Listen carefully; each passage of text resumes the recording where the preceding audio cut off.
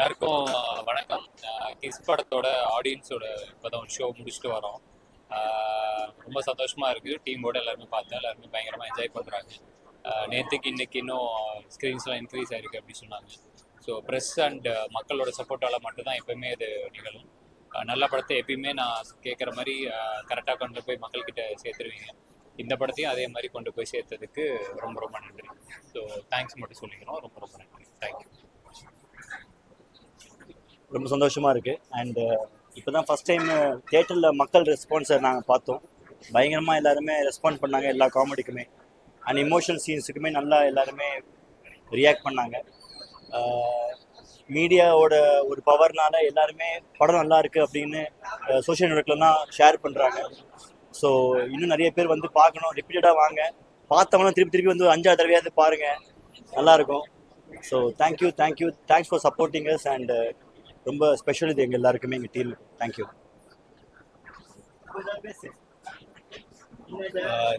Thank you every one.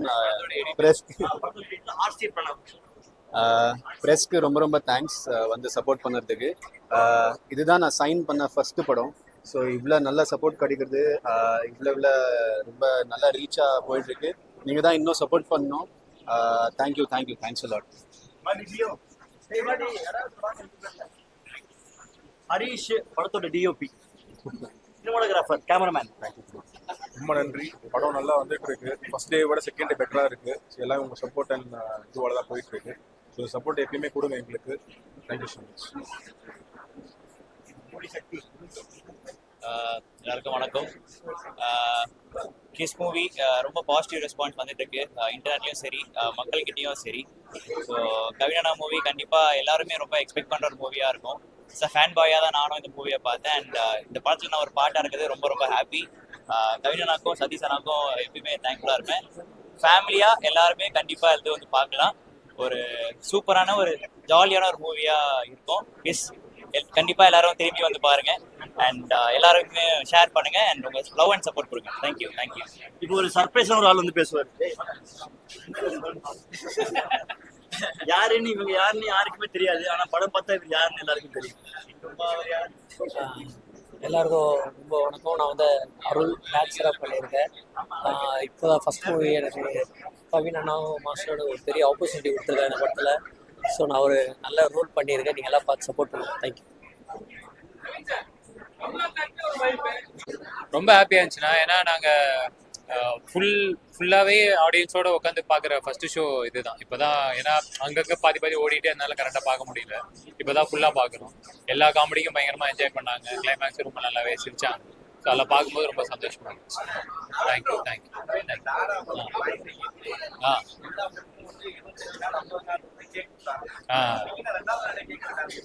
இப்படி நீங்க கேட்பீங்க, இத பண்ணாதடான்னு நான் சொன்னேன். இதெல்லாம் கண்டிப்பா கேட்கப்பட வேண்டிய கேள்விப்பா. இப்படி பண்ணாதப்பான்னு சொன்னேன். தம்பி வந்து அன்பால இப்படி பண்றாங்க. நீங்களே சொல்லுங்க. என்னன்னா இல்லண்ணே, இது வந்து இவருக்கு இன்னைக்கு பர்த்டே நினைக்கிறேன். அதை வந்து எங்களை வச்சு ஏமாத்தி இப்படி ஏதோ இல்ல கவிஞா சொன்ன மாதிரி நல்ல படத்துக்கு ஆடியன்ஸா இருக்கட்டும், பிரஸ் மீடியா நீங்க இருக்கட்டும் எப்பவுமே சப்போர்ட் பண்ணிட்டு இருக்கீங்க. ஏன்னா வேர்ட் ஆஃப் மவுத்ல தான் டாடாவே அவ்வளவு சூப்பர் ஹிட் ஆச்சு. பட் அது ஒரு ஷோவா வேர்ட் ஆஃப் மவுத்ல வந்து ஹிட்டான ஒரு படம். அது ஸ்டாரா இருக்கட்டும் எல்லாமே கவிஞா இருக்கு. இப்ப கிஸ்ஸுமே நேற்று இருந்த ஆடியன்ஸை விட இன்னைக்கு ஆடியன்ஸ் வந்து இன்க்ரீஸ் ஆயிருக்கு. ஸோ நாளைக்கு நிச்சயமா அது இன்க்ரீஸ் ஆன ஆடியன்ஸ் வந்து ஹவுஸ்ஃபுல் தியேட்டர் நாளைக்கு நிச்சயமா ஆகும். So thanks to the press media audience in the support.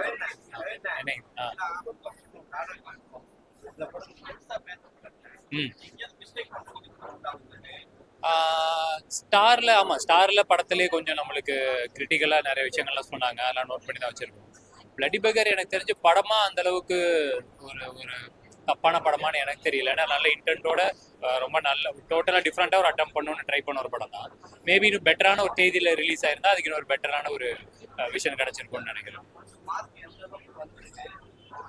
அது வந்து அடுத்த ப்ரெஸ் மீட்ல பேசுவோம். அந்த வரைக்கும் டெஃபினட்டாக ரொம்பவே நல்லா வந்திருக்கு. நிச்சயமா அதை பற்றி பேசணும்னு நிறையவே இருக்கு. வெற்றி சாரோட வந்து அந்த மீட்டில் அட்டன். ஆமா அதெல்லாம் மறந்துட்டு வாங்க அப்படின்னு சொல்லிட்டேன் ஃபர்ஸ்ட் வரும்போது. இல்ல நம்ம காலெல்லாம் ஆல்ரெடி திரும்பி பல வருஷம் ஆயிடுச்சு. அவருக்கும் அது தெரியும். ஆமா அதனால அவருக்கு எல்லாமே தெரியுங்கிறதுனால, ஜி நீங்க ஆடுற டான்ஸ்லாம் நீங்க வீட்டுல அடிக்கோங்க, இல்லை பெரிய ஹீரோஸ்லாம் அவங்க ஆடுவாங்களா, அவங்ககிட்ட ஆடிக்கோங்க, நம்மகிட்ட வேணாம் அப்படின்னு நான் ஃபர்ஸ்டே சொல்லிட்டேன்.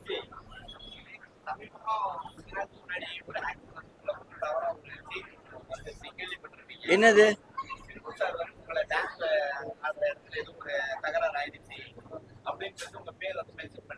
யாரு தலைவா? அதெல்லாம் நம்ம போய் என்னன்னு கேக்குறது? அவருக்கு ஏதோ ஒரு லைட் அவர் மேல இல்ல இல்ல தலைவா, இங்க பாருங்களேன். இப்போ எனக்கு வந்துட்டு இவர் ரொம்ப க்ளோஸ், இங்க இருக்கிறவங்க எல்லாரும் ரொம்ப க்ளோஸ். இவங்க ஏதோ பேசுறாங்க என்னை பத்தி, ஏன்டா சொன்னு கேட்கலாம். எனக்கு அன்னைக்கு நான் அப்ப பார்க்கும்போது அவரை நான் பார்த்தேன், அப்புறமா யாருன்னே தெரியல. அவர்கிட்ட நான் என்னன்னு போய் மறுப்பு தெரிவிக்கிறது? அங்க நடந்தது என்னங்கிறது தெரியும். நானும் சிம்பு சாரும் என்ன ஷேர் பண்றவங்க தெரியாது. இப்போ நீங்கள் நானுமே இங்க நல்லா பேசுறோம், தெய்வமே நான் இங்க பேசுவேன், அவன் யாரோ அசிங்கமா பேச நினைச்சுப்பான், இதுல பதில் சொல்லணும் வேணாம். அவருக்கு தெரியாது நானும் சிம்பு சாரும் யாருன்னு தெரியாதுல்ல, அது என்னன்னு தெரியாதுல்ல. வேடிக்கை பாக்குறவங்க ஏதோ நினைச்சுக்கிறாங்க, விட்டுறணும் தலைவா. அவருமே ஏதோ ஒரு இதுல ஃப்ரஸ்ட்ரேஷன் ஏதோ பேசுறாரு.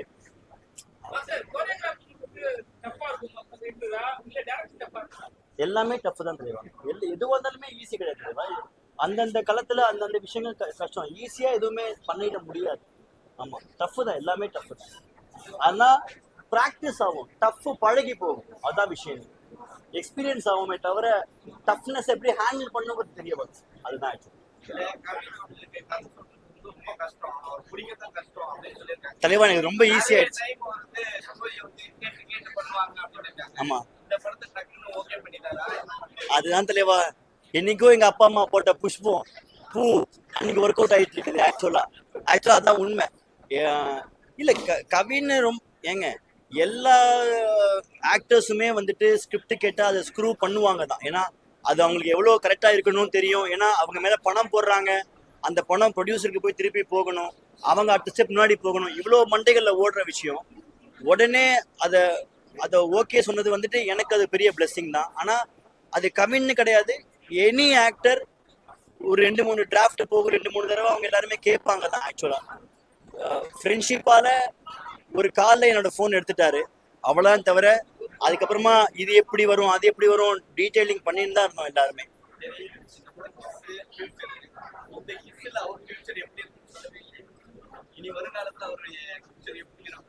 அது மக்கள் கையில தான் தலைவா. கேக்லாம் வாங்கி வச்சிருக்காங்களே இங்க.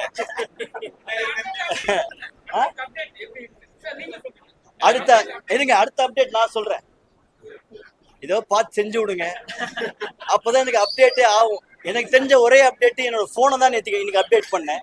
இதுக்கப்புறம் நடக்க போகுதுன்னு தெரியல. பட் நீங்க கொண்டு போய் சேர்த்தீங்கன்னா ஏதோ ஒரு 80% வந்துட்டாங்க, ஒரு 20% தான். ஏதோ பார்த்து செய்யுங்க ப்ளீஸ்.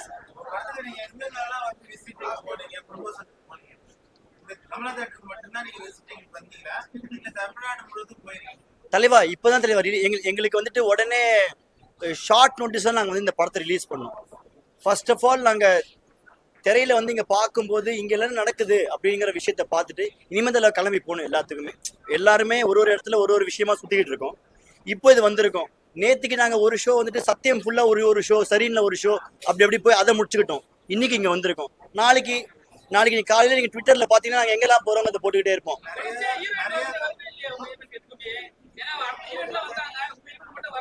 ஏன்னா அவங்களுக்கு அடுத்த வாரம் அவங்களுக்கு அடுத்த படம் ரிலீஸ்ல இருக்காங்க, அந்த ப்ரொமோஷன்ல இருக்காங்க. பிளஸ் அவங்களுக்கு ஏதோ பல்டியோட ஏதோ சில பேட்ச் ஒர்க்லாம் நடக்குது போல இருக்கு, அதனால வர முடியல. அதனால அவங்க ஷேரிங் மட்டும் தான் பண்றாங்க. எங்களுக்கும் ஆசை தான், எங்க மூஞ்சியை பார்க்கறத விட அவங்க பக்கத்துல இருந்தாங்கன்னா தமிழ்ல அமைக்கிடுவாங்களே. உயிர் சொல்லுங்க, இந்த மாதிரி பேசுங்க, பண்ணி செஞ்சு விடுங்க சார். கேக்குதா? கேட்டா சூப்பர் சார். அப்படிலாம் கிடையாது சார், அவருக்கு பண்றதுக்கு நம்ம ரெடி ஆகணும் இல்லையா? வாய்ப்பு எல்லாம் கொடுப்பாங்க தான் சார். நம்ம அவங்களுக்கு ஏத்த மனசை கவர்ற மாதிரி நம்ம கிட்ட ஒரு மெட்டீரியல் இருக்கணும்ல, அதுதானே விஷயம். அவருக்கும் தெரியும். கேளுங்க அவரை. என்னது இது? நாங்க இல்ல எனக்கு புரியலையே. இல்ல ஜி சொன்ன மாதிரி இவர் ஆல்ரெடி ஒரு கதை ஒன்று பண்ணியிருப்பாரு, வேற யார்ட்டையாவது கதெல்லாம் சொல்லி தான் வச்சிருந்திருப்பாரு, அதை இங்க சொல்ல மாட்டார்ல. இப்ப நம்மளுக்கு அடுத்த ரிலீஸ்க்கு இன்னொரு 2 படங்கள் இருக்கு. புரியல தெளிவா. இந்த படத்தோடதுக்கே ஃபுல் ஆக்குபென்சி வரணும் தான் பேசிட்டு இருக்கிறோம். நீங்க அடுத்த படத்துக்கு போய் அடுத்த படத்துக்கு போயிட்டாங்க போல இருக்கு. பழக்கத்துக்காக நாங்க 2 பேருக்குமே தெரியும் எப்படி வேணா பண்ணிக்கலாம் அது. ஆனா எல்லாத்தையுமே எங்க பழக்கத்துக்காக நீங்க வருவீங்களா தியேட்டருக்கு? எப்படி வருவீங்க? புரியலையே. கதை நல்லா இருந்தா தான் வருவீங்க. இஷ்டத்துக்கு ஏதாவது. So, அந்த கதை தான் எல்லாத்தையுமே டிமாண்ட் பண்ணுது. அடுத்து சூப்பரான ஒரு கதை வந்துச்சுன்னா பண்ணிட்டு போறோம். அவ்வளவுதான். அடுத்தது அதே மாதிரி அவருக்கு ஃபோன் பண்ணி எடுக்கும்போது அந்த சான்ஸ் நான் வேஸ்ட் பண்ணாம ஒரு கதை சொன்னா கண்டிப்பா பண்ண தான் போறோம். பெரும்பாலும் லவ் ஸ்டோரி படங்களை வந்து காலேஜ் ஸ்டூடெண்ட்ஸ் நிறைய பேர் படத்தை போட்டு உள்ள வர வைக்கிறாங்க. அது மாதிரி வந்து காலேஜ் ஸ்டூடெண்ட்ஸ் வந்து இந்த படத்தை போட்டு காமிச்சு உள்ள வர வைக்கிறதுக்கு ஏதாவது ஐடியா இருக்கா? இருக்கு. அதை பத்தி ஒரு சின்ன அப்டேட் இனிமே வர ஆரம்பிச்சோம். பிகாஸ் அதுக்கு ஒரு தெரிஞ்ச ஒரு சில இன்ஃப்ளூயன்சர்ஸ் அவங்களாம் ஒரு ஷோ போலாம் ஐடியா பண்ணி வச்சிருக்கோம். ப்ரொடக்ஷன்ல பேசியிருக்கோம். அது நடந்துன்னு நினைக்கிறேன் மோஸ்டா. யா தேங்க்யூ ரொம்ப நன்றி. தேங்க்யூ. கேக் வெட்டிடலாமா?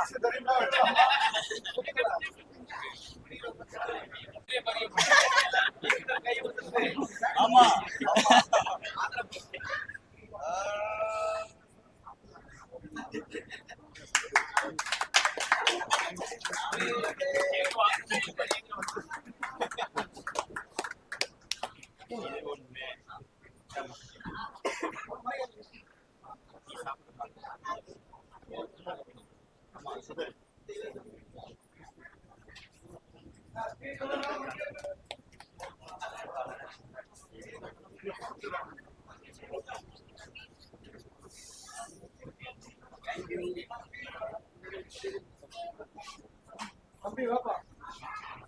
அப்படியே எடுத்துக்கோங்க. பர்த்டே கிடையாது.